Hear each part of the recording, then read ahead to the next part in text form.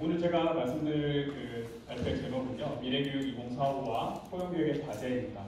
이거는요, 그 국가 비전 2045를 이제 준비 중에 있는데요. 그 준비하는 과정에서 TF팀에서 작성했던 그 보고서 자료를 정리한 것이다, 이렇게 보시면 좋을 것 같습니다. 원래 이제 팀장님이신 이제 본사님께서 오셔서 발표를 하셔야 되는데, 오늘 이제 회의 일정도 있고 하셔서 아마 제가 대신하게 될 것 같습니다. 그런 부분은 좀 양해를 해주시면 감사하겠습니다. 그럼 지금부터 이제 발표를 진행을 하도록 하겠습니다. 이 발표를 준비하는 데 있어서 미래교육이라는 것에 대해서 생각을 해봤습니다. 근데 너무나 어렵더라고요. 제가 지금 미래교육이라고 이렇게 네 글자를 말씀을 드렸는데 혹시 어떤 생각이 드십니까? 분명한 모습이 그려지십니까? 저도 처음에 발표를 준비했었을 때 그 느낌이 들었습니다.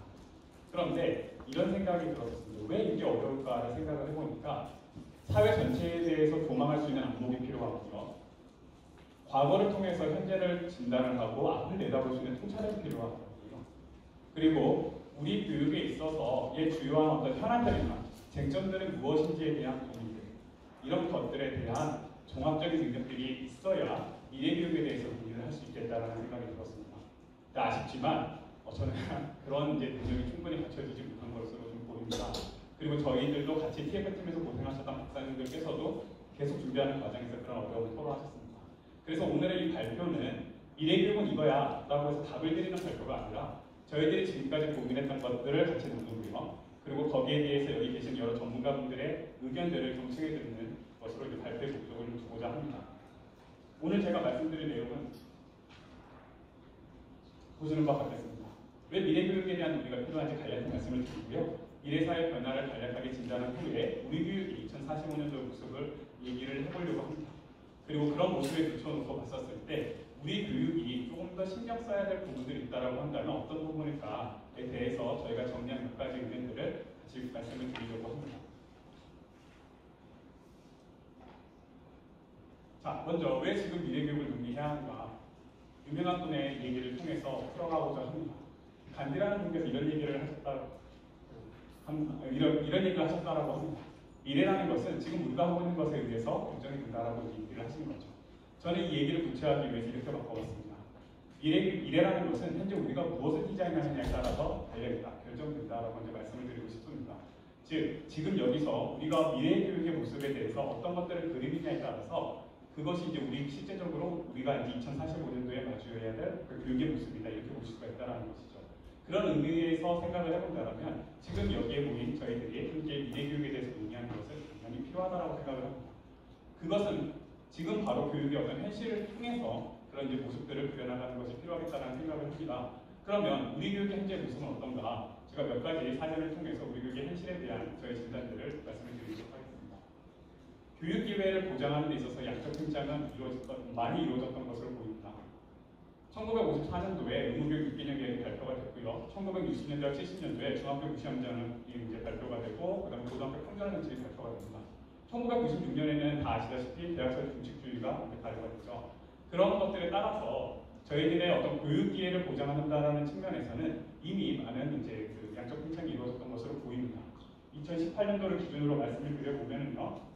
중초중등 교육은 모두 90% 이상의 취업률을 보이고 있고요. 고등교육과 관련해서는 67.6% 정도의 취업률을 보이고 있습니다. 프로가 얘기했던 고등교육에 있어서의 어떤 그 발전 단계를 얘기했었을 때 이미 고등교육의 보편화는 2000년대부터 이루어졌던 것으로 나타나고 있습니다. 이런 양적인 측면뿐만 아니라 질적인 측면에서도 우리 교육이 우수했다라고 평가받았던 때가 있었습니다.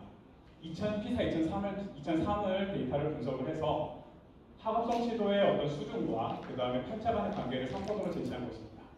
보시는 것과 마찬가지로 이때 당시 우리 교육은요 우수했었습니다. 즉 학생들의 어떤 성취 수준도 우수했고요. 그런 이제 격차도 상대적으로 낮아서 형평성이나 수업성 측면에서 우수한 교육이었다라고 얘기할 수 있었겠죠. 2015년 데이터로 다시 분석을 해봤습니다. 그랬더니 우리나라의 위치가 상대적인 위치가 변화했다는 것을 확인할 수가 있겠습니다. 즉 수어성 측면에서는 우리나라 교육은 계속 우수했었는데 형평성 측면에서 놓고 보면은 우리 교육이 전체 비교 대상 국가들의 평균을 상회할 정도로 그 학업 점수의 격차가 벌어졌고 그런 증가세가 더 커졌다는 것들을 이제 확인할 수가 있을 겁니다. 이게 초중등 교육에서만 이런 모습이 이제 나타나는 것이 아니고요. 고등교육과 관련해서 저희가 좀 생각해봐야 될 문제들이 있다라는 생각이 듭니다. 우리 IMD에서 발표하는 국가경쟁력과 그다음 고등교육 경쟁력을 이제 2000년대 이후로부터 정리한 그래프가 되겠는데요. 보시는 것과 마찬가지로 우리나라의 국가경쟁력은 20위권에 머물렀습니다. 그런데 이런 우리나라의 국가경쟁력 수준에 비춰놓고 봤을 때 대한민국 경쟁력은 상대적으로 취약하다는 것이 이제 느껴지실 겁니다. 40위권에서 50위권에 머물러 있는 수준이다 이렇게 말씀드릴 수가 있겠습니다.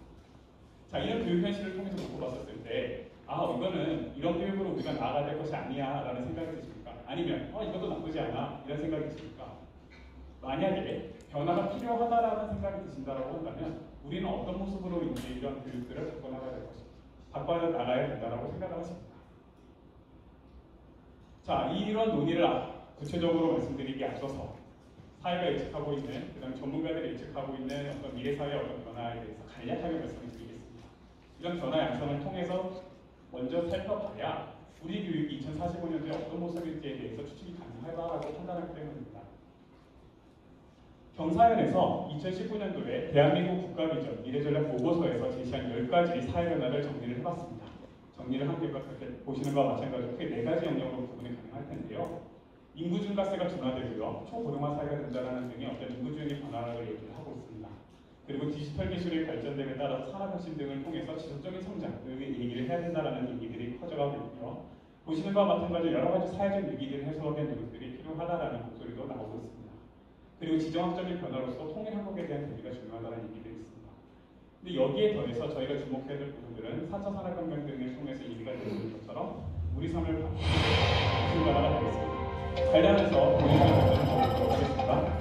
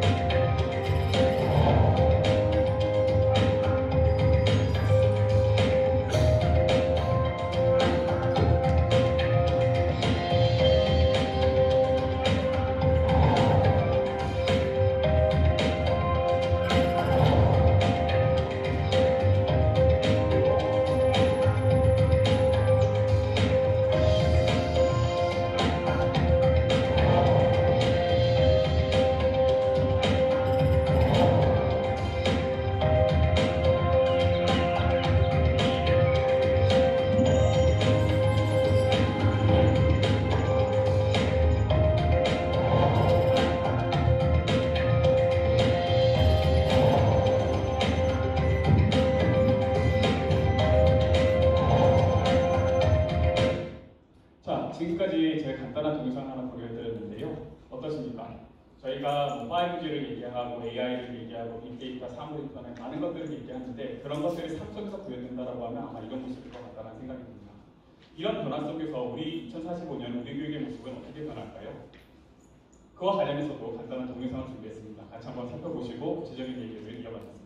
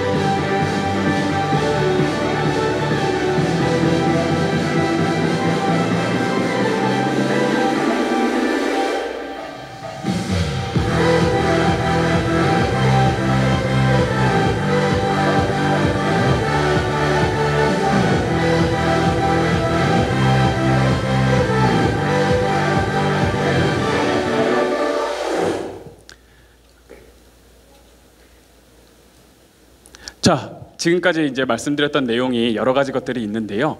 어떠십니까? 어떤 것들이 좀 인상 깊으셨나요?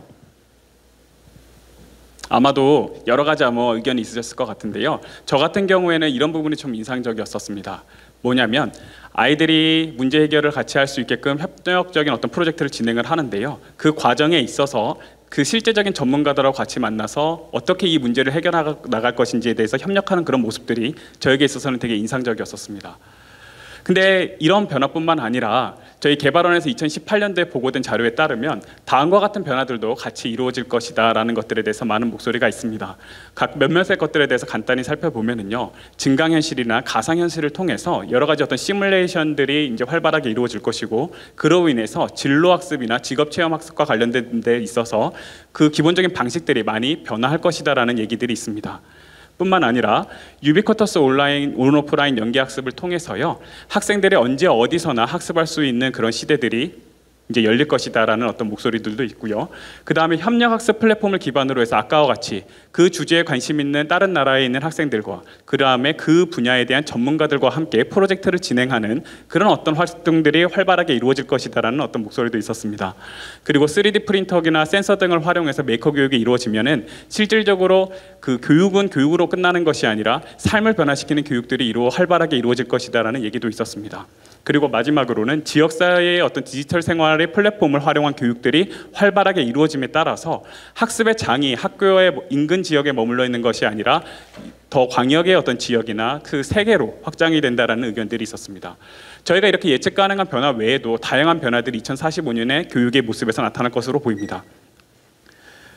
이런 목소리들을 저희가 귀 기울여다 보면은 교육은 변화해야 된다, 이런 발스름에 발맞춰서 변화해야 된다라는 것에 저희는 주목하게 됩니다. 근데 저희가 동시에 생각해 봐야 될 부분이 있습니다. 교육이 그 사회에서 감당하고 있는 본연의 역할과 기능이라는 것이 존재를 합니다. 그러한 기능과 역할도 마찬가지로 교육답게 지켜나가야 될 필요가 있다는 것을 같이 말씀드리고 싶습니다. 그러한 측면에서 세 가지 것들에 대해서 좀 말씀을 드리고 싶습니다. 첫 번째는 어떻게 더욱더 협력하게 만들고, 그 다음에 다양성들을 보장하는, 그리고 다양성들을 촉발시키는 그런 교육 시스템을 만들어서 학생들의 창의력을 증진시킬 것인가에 대한 고민이 필요하다고 생각을 합니다. 그리고 그런 변화들을 실질적으로 만들어 나갈 수 있는 혁신을 통해서 우리 교육의 변화를 추동해 나가야 된다는 생각이 듭니다. 그와 동시에 학습복지 실현을 통해서 교육 안정망을 확충을 하고요, 그를 통해서 헌법 제31조에서 얘기를 하고 있는 능력에 따라 균등하게 교육받을 권리를 제대로 보장하는 형평성이 보장된 교육체제여야 한다고 생각을 합니다. 뿐만 아니라 교육기본법 제2조에서 얘기하는 민주시민으로서의 어떤 자질을 함양하는 데 필요한 기본적인 어떤 참여와 자치를 실현하는 학습 공동체가 구현되어야 된다고 생각을 합니다. 그래서 민주성 또한 담보되어야 된다고 생각을 합니다. 이런 어떤 이런 생각의 흐름을 통해서 저희 팀에서는 미래교육 2045의 어떤 비전으로서 함께 성장하는 창조적 학습 생태계 실현이라는 비전을 제시하고자 합니다. 저희가 여러 가지 어떤 사회 변화와 관련된 보고서들을 검토하는 과정에서 미래교육 2045와 관련된 주요 키워드로 4가지를 꼽아봤습니다. 첫 번째는 핵심 역량입니다. 학생들의 잠재력까지 신경시켜주는 핵심 역량과 관련된 부분으로서 저희가 지금까지 어떻게 기능하느냐에 대해서, 무엇을 할 수 있느냐에 대해서 논의를 했다라고 한다면 어떤 전조를 만들 것이냐, 그리고 그렇게 기능할 수 있는 것들을 어떻게 같이 만들어 나갈 것이냐에 대한 가치들이 더욱더 주목받는, 그래서 학생들의 잠재력을 신경시켜주는 그런 핵심 교육 과정이 구현될 것으로 생각을 합니다. 두 번째는 웰빙 지원 시스템에 대해서 저희가 더욱더 관심을 기울일 것 같다라는 생각이 듭니다.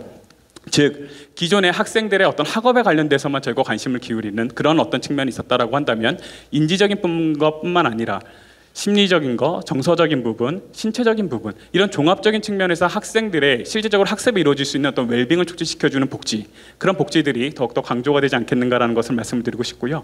그리고 유비쿼터스 학습 시스템이 열리게 될 것이라는 것을 말씀드리고 싶습니다. 기존의 논의는 온라인 교육 체제였습니다. 그런데 기존의 그 논의를 넘은 유비쿼터스 시스템은 이렇습니다. 온라인과 오프라인이 연계가 되고요, 실세계와 가상현실이 연결이 됩니다. 그리고 시간과 공간이 연결이 됩니다. 이렇게 초연결되어 있는 곳에서 언제나 누구나 어디서나 학습을 받을 수 있는 시스템이 열리게 될 것으로 보입니다. 마지막으로 말씀드릴 수 있는 것은 공유 네트워크입니다. 기업이라든지 다양한 시민단체라든지 사회를 구성하고 있는 여러 가지 조직들이 있습니다. 그 조직들의 교육의 기능에 대한 관심들이 더욱더 커져갈 것이라고 생각을 합니다. 그런 변화 속에서 이러한 다양한 학교, 대학, 지역, 기업 간의 공유 네트워크가 활성화될 것이다라는 그런 이제 예측도 가능합니다. 저희가 지금 말씀드린 미래교육 2045와 관련된 이런 특징적인 부분들을 토대로 우리 교육의 어떤 방향과 과제에 대해서 간략하게 말씀을 드리고자 합니다. 대통령 직속 정책기획위원회에서 문재인 정부의 포용국가 비전과 전략이라는 내용의 보고서를 발간한 적이 있습니다. 그 내용들을 살펴보면은요, 우리 지금 현재 정부에서는 우리 정부에서는 포용과 혁신이라는 가치를 가지고요, 혁신적인 포용국가를 열겠다는 국가 비전을 제시를 했습니다. 그와 관련해서 9가지 전략 과제들을 제시를 했는데요. 그 중에서 교육과 관련된 전략으로는 보시는 바와 같은 3가지 과제들이 있습니다. 이러한 과제들을 중심으로 해서 지금 아시다시피 유아교육의 공공성을 강화하겠다. 그 다음에 고교 무상교육을 실현하겠다. 고교 학점제를 추진하겠다. 그 다음에 국립대학의 네트워크를 구축하겠다. 이런 등의 다양한 논의들이 지금 현재 이루어지고 있습니다. 저희가 지금까지 말씀드렸던 미래교육의 어떤 모습들의 그런 변화의 흐름 속에서 이런 현재 교육의 어떤 그 정책들의 어떤 방향성과 관련돼서 저희는 몇 가지 과제들에 대해서 함께 더 고민해 보기를 말씀드리고 싶습니다. 첫 번째는 앞서 말씀드렸던 것처럼 협력적인 학습 공동체를 만들어줄 필요가 있다는 생각이 듭니다. 즉, 학생들의 학습이 중심이 돼서 그리고 그런 학습들을 하는 과정에서 협력이 더욱더 강화가 되는 그런 교육이 필요하다는 생각을 말씀드리고 싶습니다. 그 과정에서 지금의 법령에서 규정하고 있는 다양한 어떤 그 규격화되어 있는 어떤 제도들이나 법령들이 있을 텐데요. 그런 것들이 많이 유연해질 것이다라는 것을 예상을 합니다. 두 번째로 말씀드릴 수 있는 내용은 바로 복지입니다. 저희가 지금 복지라고 얘기를 했었을 때 항상 출발선에 공정한 출발을 할 수 있게끔 만들어주겠다라는 것에 정책에 초점이 맞춰져 있는데요. 거기에서 넘어서서 학생들의 어떤 웰빙을 중심으로 해서 실질적인 학습 복지를 구현을 하고 언제 어디서나 다시 도전해서 성공할 수 있는 그런 기회를 만들어주는 교육체제에 대한 관심이 더욱더 필요할 것이다. 이렇게 말씀을 드리고 싶습니다. 세 번째로 말씀드리고 싶은 것은 학교, 대학들이 각자 도생하고 있는 그런 분절형의 어떤 교육체제를 넘어설 필요가 있다는 것을 말씀드리고 싶습니다. 무엇을 향해 나아가야 될까요? 같이 나누고 함께 성장을 해서 더 좋은 변화를 만들어 나갈 수 있는 체제가 필요할 것 같다는 생각이 듭니다. 그것으로 말씀드릴 수 있는 것이 바로 공유성장형 교육체제라고 이렇게 말씀을 드릴 수가 있겠습니다. 네 번째 과제로서 저희가 생각해 봐야 될 부분이 바로 교육기관과 지역이 협력하는 학습 생태계 조성입니다. 학교와 지역 간에 장벽을 세우는 것이 아니라 그리고 그 벽을 더욱더 높게 만드는 것이 아니라 어떻게 하면 이 경계를 허물고 학교가 지역으로 더 나아가고 지역에 있는 다양한 어떤 것들이 학교로 다시 들어올 수 있게끔 만드는 그런 시스템을 만들 것인가에 대한 고민이 필요하다는 것을 말씀드리고 싶습니다. 이를 통해서 더욱더 학교 측면에서 말씀을 드리면 지역사회와 학교의 교육과정이 연계된 교육과정을 운영할 수 있는 것들을 강화하기 위한 노력들이 필요할 것이다라고 말씀을 드리고 싶고요. 대학교 측면에서는 4학년이 서로 더 다양하게 협력할 수 있는 체계가 저희가 더욱더 고민의 부분이 아니겠는가라는 것을 말씀드리고 싶습니다. 그리고 그 지역에서 있는 다양한 교육기관들이 서로 협력해서 클러스터를 구축을 하고 그를 통해서 시너지를 낼 수 있게끔 하는 그런 노력들도 같이 저희가 고민해보면 좋겠다는 것을 말씀드리고 싶습니다. 저희가 지금 말씀드렸던 것들은 이제 여러 가지 것들에 대해서 말씀을 드렸는데요. 마지막은 아인슈타인이 했던 얘기를 통해서 정리를 하고 싶습니다. 뭐냐? 아인슈타인이 얘기했던 것처럼 과거로부터 배우고 현재를 살아가고 미래를 꿈꾸는 것은 되게 중요하다고 얘기를 합니다. 저도 거기에 대해서 공감을 합니다. 근데 더 중요한 것은 그것들에 대해서 계속 고민하는 것이 중요하다는 것을 말씀드리고 싶습니다. 저희가 지금 말씀드렸던 것은 뭐냐? 저희 TF팀에서 생각을 했던 어떤 비전입니다. 그리고 우리 교육의 어떤 방향성에 대해서 간단하게 말씀을 드렸던 것입니다. 그 방향성이 과연 맞는지, 그리고 그런 방향성에 비춰놓고 우리 정책들을 도려놓고 봤었을 때 그런 정책들이 제대로 운영되고 있다라고 얘기할 수 있는 나가는 데 있어서 걸림돌은 작용하는 것은 없는지, 걸리는 장애물들을 어떻게 합리적이고 효율적으로 해결해 나갈 것인지에 대한 고민들을 함께 만들어 나간다고 한다면 실제 2045년에 대한 교육의 모습들이 우리가 지금 여기서 생각하고 있는 어떤 이런 모습들보다 더욱더 긍정적인 모습으로 저희를 맞이하지 않을까 생각을 해봅니다.